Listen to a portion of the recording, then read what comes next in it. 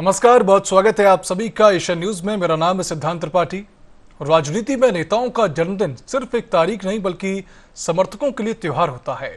आज समाजवादी पार्टी के राष्ट्रीय अध्यक्ष अखिलेश यादव का 93वां जन्मदिन है। ढोल नगाड़ों के साथ स्वागत, भंडारे, केक कटिंग, पूरा उत्सव का माहौल। लेकिन इसी जन्मदिन पर सपा कार्यकर्ताओं ने एक बड़ा दावा ठोक दिया है कि अगली बार 1 जुलाई 2027 को अखिलेश यादव अपना जन्मदिन मुख्यमंत्री के रूप में मनाएंगे।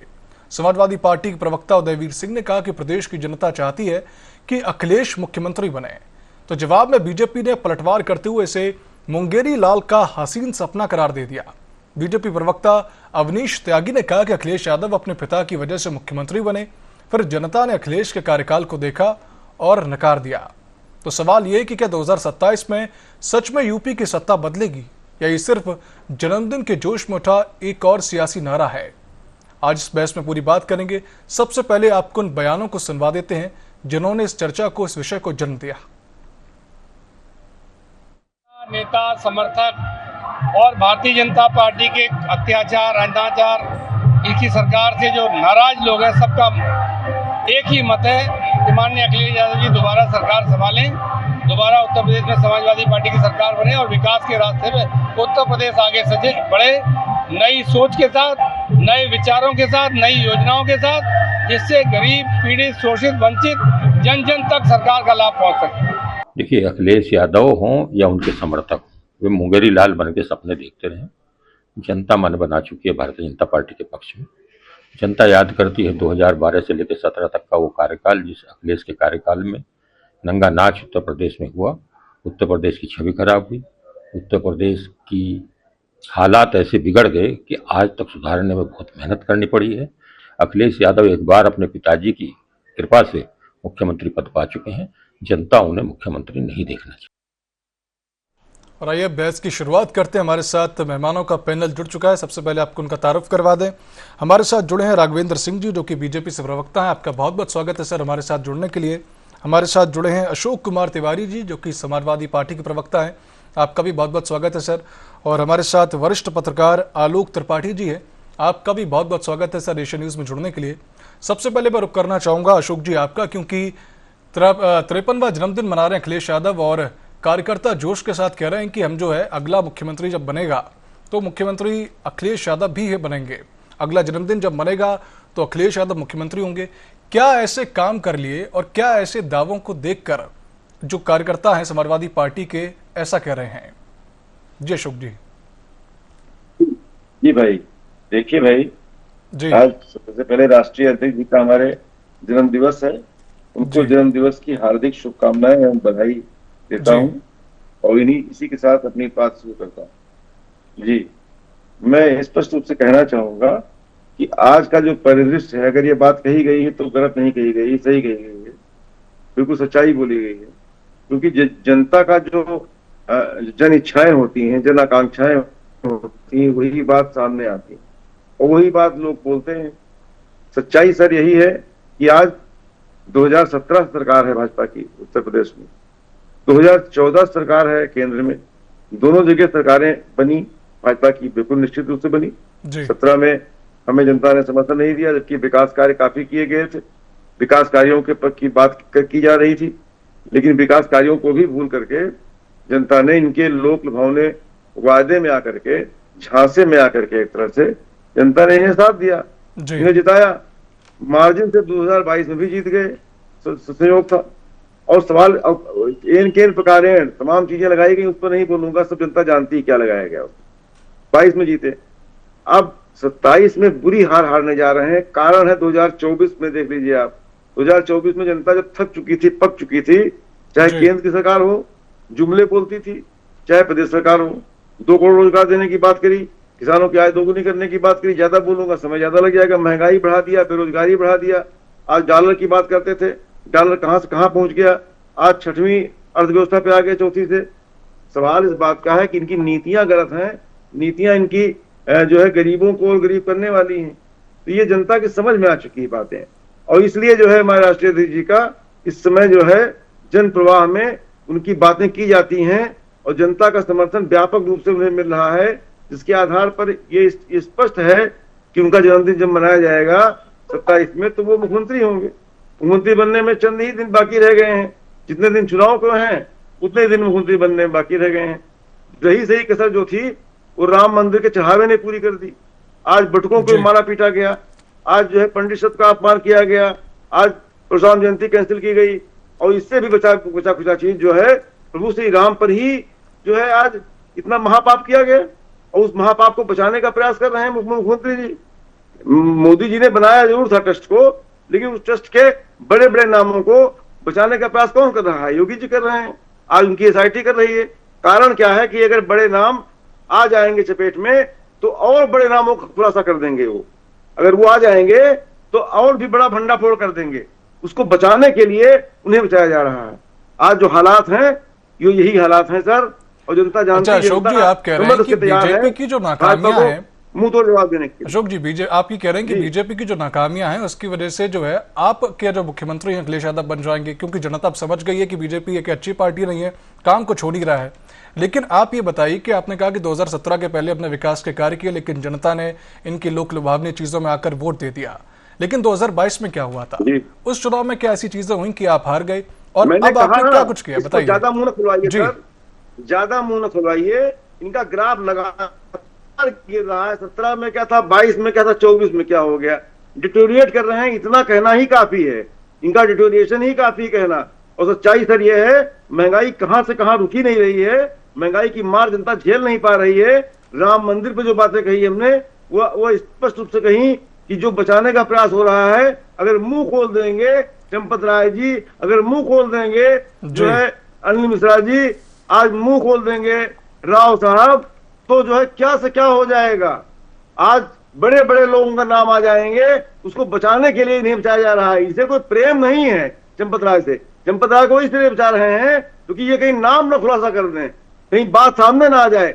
पब्लिक डोमेन में चर्चाएं चल रही हैं, चर्चाएं आम हो गई हैं, गलियों गलियों शहरों शहरों में आम हो गई हैं कि बड़े बड़े नाम शामिल हैं जिन्हें बचाने का काम योगी जी कर रहे हैं। जी अशोक जी, आपने तमाम चीजें बताई किस तरीके से भाजपा सरकार का डिटेरियोरेट हो रहा है, लगातार ग्राफ गिरता ही जा रहा है। राघवेंद्र जी, क्या ये सच है? क्योंकि लोकसभा के चुनाव अगर हम देखें तो कहीं ना कहीं भाजपा सरकार की चीजों में कमी तो देखने को मिली है। क्या कुछ उस पर भाजपा अपना कदम उठा रही है? क्या जो समाजवादी पार्टी कह रही, कितनी उसमें सच्चाई दिखती है? राम जी देखिए, मन बहलाने को ख्याल काफी अच्छा है जी। हाँ, हमको लोकसभा चुनाव में थोड़ी चूक थी। हमने लक्ष्य बढ़ा था, हमने 80 की 80 लोकसभा सीटें जीतने का लक्ष्य रखा था जी। परिणाम उस हिसाब से नहीं हुआ आए थे। ये कहने में कोई गुरोज नहीं है।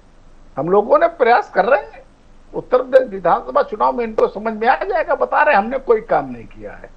भाई कम से कम थोड़ी जानकारी लेके बैठना चाहिए। 2007 से लेकर 2004 से लेकर 2014 तक एवरेज महंगाई दर 8% की थी। कांग्रेस सरकार में कई बार तो सेकंड डबल डिजिट पे महंगाई दर पहुंच गई थी। आज की तारीख में देश की महंगाई दर एवरेज 4% है। हम लोगों ने कोई काम नहीं, 2014 से लेकर आज तक महंगाई दर हम लोगों ने कोई काम नहीं किया। अब मैं बेरोजगारी में बात कर लेता हूं। उत्तर प्रदेश में 13.5% बेरोजगारी दर थी 2017 में, जब इन्होंने सरकार छोड़ी थी। आज की तारीख में लगभग 2.5% बेरोजगारी दर है। हम लोगों ने कोई काम नहीं किया है। इन्होंने 90,000 सरकारी नौकरी दी थी 5 वर्षों में। हम लोगों ने आज तक 11 लाख सरकारी नौकरी दे चुके हैं। इनके समय में उत्तर प्रदेश जो है देश की 7वीं अर्थव्यवस्था थी। आज की तारीख में Uttar Pradesh second largest economy है। 55% एक्सपोर्ट वे उत्तर प्रदेश में बना हुआ है देश का। हम लोगों ने 10 जिलों में मेट्रो चला रहे हैं। आज की तारीख में हम लोग जो है रेलवे का नेटवर्क बनाया हुआ है, एयर नेटवर्क बनाया गया है। आज की तारीख में उत्तर प्रदेश की विकास दर 11.5% है। इसी समय जब इनकी सरकार गई थी 5.3% था। प्रति व्यक्ति आय 54,400 रुपए थी इनके समय में। आज की तारीख में 1,20,000 के आसपास प्रति व्यक्ति आए हैं जी। मेरे पास खड़े हैं। ये लोग को जानकारी रखते नहीं, और वास्तव में जानकारी होगी, लेकिन गुमराह करने के लिए आप कुछ भी बोलते रहते हैं। अब मैं बात करता हूं, ये जन्मदिन में उत्तर प्रदेश देंगे, पूरा उत्तर प्रदेश दे देंगे। कमाल की बात है। अरे थोड़ा कम दे देते, सीटें दे देते। उत्तर प्रदेश की जनता आपको 2 बार आप लोगों को हाशिए पर ला चुकी है। आप लोगों को भी समझ में नहीं आ रहा है। गुलदस्ता दे देते, कोई आप ड्राई फ्रूट्स का डब्बा दे देते, दे देंगे। कार्यकर्ता नजर कहाँ आ रहे हैं आपको उत्तर प्रदेश? राघवेंद्र जी, अशोक जी कह रहे हैं कि मेरा मुंह मत खुलवाइए वरना बहुत कुछ कह दूंगा। क्या कुछ कहने की बात कर रहे हैं अशोक जी? ये ना, इनके पास कहने कुछ है ही नहीं। मतलब दादा के साथ कहता हूं मैं, तो आंकड़े और भी 1 दर्जन आंकड़े ज्यादा मेरे पास है। ये लोग घपले घोटाले करते रहे, तभी बार बार उत्तर प्रदेश की जनता इनको बार बार हाशिए पर ला रही है।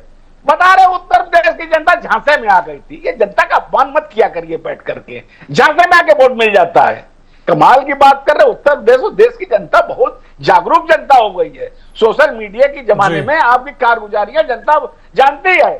आप लोगों ने जिस तरीके से उत्तर प्रदेश को दंगे की आग में झोंका रहा, जिस प्रकार से माफिया राज की आग में झोंका रहा, जिस प्रकार से अर्थव्यवस्था धूल दूषित करते रहे, उत्तर प्रदेश की जनता आपको देखने के मूड में तो है नहीं। अब उत्तर प्रदेश दे देंगे, अरे देने के लिए उत्तर प्रदेश दे देंगे। आपके प्रदेश अध्यक्ष कौन है जरा बताइए? अशोक जी आपका प्रदेश अध्यक्ष कौन है? प्रदेश अध्यक्ष दिखाई नहीं पड़ रहा है, संगठन गायब है, लेकिन ये लोग उत्तर प्रदेश ये दे देंगे। अरे कम से कम सपना ऐसा देखिए। ठीक है राघवेंद्र जी, ठीक है। अशोक जी मैं आपसे सारे जवाब लूंगा इसके बाद। जी राघवेंद्र जी ठीक है, कोई तकलीफ नहीं है। आपने सारी बातें कह दी। अशोक जी मैं आपसे जवाब लूंगा, लेकिन मैं आलोक त्रिपाठी जी से जानना चाहता हूं कि दावे तो दोनों तरफ से उठ रहे हैं, लेकिन जमीनी हकीकत आखिर क्या है? जी आलोक जी। जी सिद्धार्थ, देखिए किसी भी पार्टी का मुखिया हो और उस पार्टी के कार्यकर्ता हो, तो वो कार्यकर्ताओं का ये लक्ष्य होता है और उस पार्टी का भी लक्ष्य होता है कि हमारी पार्टी का मुखिया मुख्यमंत्री बने। तो आज अखिलेश जी का जन्मदिन था, उनके कार्यकर्ताओं ने ये निर्णय किया कि जो है आगे 2027 के चुनाव में मुख्यमंत्री बने। तो ये कोई गलत बात नहीं है, हर पार्टी का लक्ष्य होता है। लेकिन धरातल पे स्थितियां क्या हैं, संगठन लेवल पे स्थितियां क्या हैं, जनता का मूड क्या है, ये सवाल है। हमारे चाह लेने से हम मुख्यमंत्री बनेंगे कि नहीं बनेंगे, ये बड़ा सवाल नहीं है। सवाल यह है कि जनता क्या चाहती है, जनता के मुद्दे क्या हैं, उन मुद्दों पे आप कितने खरे उतरे हैं। तो ये मुझे लगता है कि चाहे भारतीय जनता पार्टी हो, चाहे समाजवादी पार्टी हो, सभी दल 2027 का चुनाव की तैयारी में लग गए हैं। अब मुख्यमंत्री अगर समाजवादी पार्टी में बनना है तो अखिलेश जी ही बनेंगे, तो ये कोई बड़ी बात नहीं है। उनके आज जन्मदिन पे ये प्रण लिया गया। तो मुझे लगता है कि जनता के बीच में जो मुद्दे थे, चाहे महंगाई हो, स्वास्थ्य हो, शिक्षा हो, और इस समय जो पूरे देश में, पूरे प्रदेश में जो मुद्दा छाया हुआ है, भगवान राम के दरबार में जो घटना हुई, या ये कह लीजिए जो चंदा चोरी हुई, वो मुद्दा इतना बड़ा है कि मुझे लगता है कि शायद ये भाजपा को कहीं ना कहीं इससे बचना पड़ेगा और इस मुद्दे से भाजपा को नुकसान ना हो। क्योंकि तमाम पूरे देश में लोग हैं, जो वीडियो आ रहे हैं, तमाम ऐसे ऐसे लोग, चीजें आ रही, तो वो मुद्दे विकास के मुद्दे पे ज्यादा हावी ना हो जाए कि हमने जो काम किए उन कामों में वो मुद्दा दब ना जाए। ये सोचना पड़ेगा, क्योंकि समय बहुत कम है 27 के चुनाव में। उस चुनाव के पहले, क्योंकि भारतीय जनता पार्टी का जो राम मंदिर से जो लगाव था, उसके बाद जिस तरह से राम मंदिर के पहले अयोध्या में जमीन को लेकर के विवाद निकल के आया,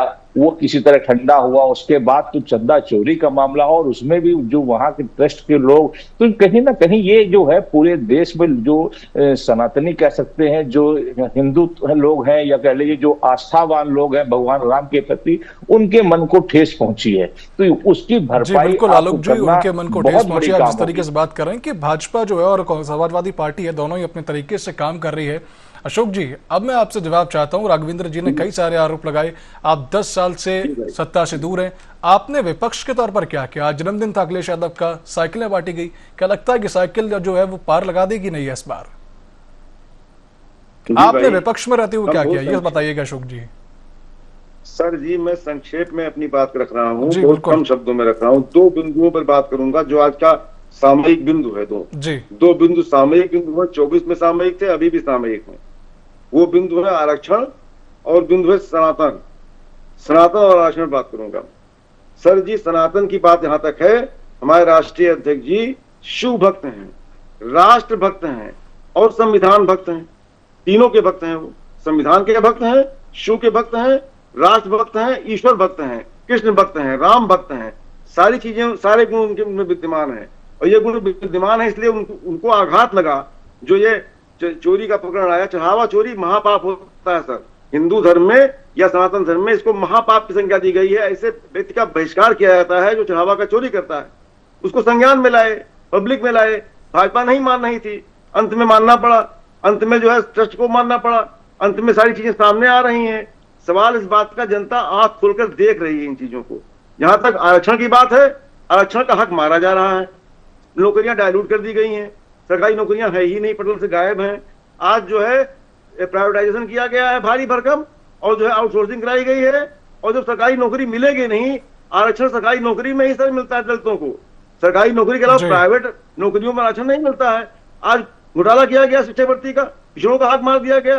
पिछड़े दलित तो लामबंद है ही, किसान भी लामबंद है, उनका आय दोगुनी नहीं हुई। आज महिलाएं भी लामबंद है क्योंकि किचन का सामान सब महंगा हो गया, महंगाई कमर तोड़ रही है। आज कौन ऐसा व्यक्ति है जो कि लामबंद नहीं है? छात्र लामबंद है, नीट की परीक्षाएं किस तरह से कराई गई हैं। आज कोई भी खुश ही नहीं है। आज से ज्यादा बुरे दिन कभी आए ही नहीं जो बुरे दिन इसमें चल रहे हैं सर। इन विरोध, ऐसे बुरे दिनों का बहिष्कार कर रही जनता। जनता सुख चैन की नींद सुना जाती है। राष्ट्रीय अध्यक्ष अखिलेश यादव जी के नेतृत्व में अब वो सरकार बनाने जा रही है, 27 में सरकार बनने जा रही है। कौन रोक लेगा जब जनता साथ में है? ठीक है अशोक जी, ठीक, जैसे तो आपने बता दिया, दो साथ में है जी, बिल्कुल आपने दो मुद्दों पे संक्षेप तरीके से बता दिया, लेकिन आपने वो नहीं बताया जो मैं पूछ रहा था कि विपक्ष के तौर पे समाजवादी पार्टी ने क्या किया। राघवेंद्र जी, कई सारी चीजें गिनाई, कई सारी नाकामियां उन्होंने बीजेपी सरकार की गिनाई, और राम मंदिर का मुद्दा भी उठाया गया। क्या इस बार लगता है कि इतनी सारी चीजें करने के बाद भी जो विधानसभा चुनाव है वो लोकसभा चुनाव की तरह न चला जाए? ठीक है सिद्धांत जी, आए बात साहब बोलने से कोई काम नहीं चलता। मैंने एक शब्द में बता दिया, महंगाई दर किस समय क्या थी, आज की तारीख में क्या, क्योंकि केंद्र का विषय होता है। बेरोजगारी दर उत्तर प्रदेश के 2017 में क्या थी, आज क्या है, कितनी सरकारी नौकरी इन्होंने दी थी, कितनी हमने दी है, ये सब हम बता चुके हैं। प्रति व्यक्ति आय इनके समय कितनी थी, आज की तारीख में क्या है। इस बात को लंबा ज्यादा नहीं खींचना चाहिए। एक बात मैं और बता दूं, उत्तर प्रदेश की अर्थव्यवस्था 9.40 लाख करोड़ की थी इनके समय। आज की तारीख में उत्तर प्रदेश की जो अर्थव्यवस्था है 40 लाख करोड़ की है। किस पर ये बात करेंगे? एफडीआई जो इनके समय में 3000 करोड़ की आई थी 2017 तक, आज की तारीख में 30,000 करोड़ एफडीआई आ चुकी है। किन विषयों पे ये रहेंगे? महंगाई बढ़ गई है, बेरोजगारी बढ़ गई है। हाँ भाई सहमत बोलिए, बेरोजगारी तो उत्तर प्रदेश में 4 गुना कम हो गई है, महंगाई बढ़ गई है। हाँ, अब राम भक्तों में गोली चलाने वाले राम मंदिर में बात करेंगे ये? अखिलेश यादव ने कहा था पीपल के पेड़ के नीचे झंडा लगा दीजिए। राघवेंद्र जी, ठीक है, आपने अपने सारी बातें कह दी कि किस तरीके से समाजवादी पार्टी ने काम नहीं किया। समाजवादी पार्टी कह रही कि बीजेपी की नाकामियां हैं। आलोक जी, मैं आपसे 1 मिनट में संक्षेप में जानना चाहता हूं कि 2027 के चुनाव में जो नारे लगा रही है समाजवादी पार्टी और जो दावे ठोक रही है भाजपा सरकार, कितने सच साबित हो सकते हैं और क्या कुछ आगे दोनों पार्टियों को देखना और समझना होगा? संक्षेप में आलोक जी।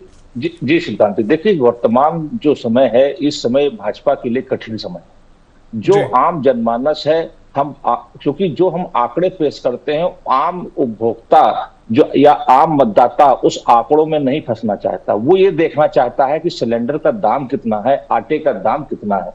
तो आज जो जनता है कहीं ना कहीं धरातल पे अगर देखें तो भाजपा से नाराज है, लेकिन उसको आज की डेट में विकल्प मजबूत नहीं है। आज जो विपक्ष है वो इतना मजबूत नहीं है जो उस नाराजगी को भुना सके। ये एक बड़ा कारण है। कहीं ना कहीं आम जनता भाजपा के पिछले जो चीजें आई हैं उससे कहीं ना कहीं अंदर से नाराजगी है। बिल्कुल आलोक जी, जिस तरीके से आप कह रहे हैं, क्योंकि समय की वजह से मैं आपको रोकना चाहूंगा। आपने कह दिया कि भाजपा के लिए कठिन समय और कोई विकल्प भी तेज दिखता नहीं है जनता को। तमाम चीजों के लिए आपका बहुत बहुत शुक्रिया। मेहमानों को हमारे साथ जुड़ने के लिए, हमारे साथ जुड़े थे सभी मेहमान, उनका बहुत बहुत शुक्रिया। जब बात करें तो उत्तर प्रदेश की, जहां पर अखिलेश यादव का जन्मदिन मनाया जा रहा है, कार्यकर्ता उनके नारे लगा रहे हैं कि अगला मुख्यमंत्री जो अखिलेश यादव बनेंगे, लेकिन भाजपा सरकार कह रही है कि हमारे काम इतने तेज हैं कि समाजवादी पार्टी सिर्फ दावे कर रही है। आज की इस बहस में फिलहाल इतना ही। आप देखते रहिए एशियन न्यूज़। नमस्कार।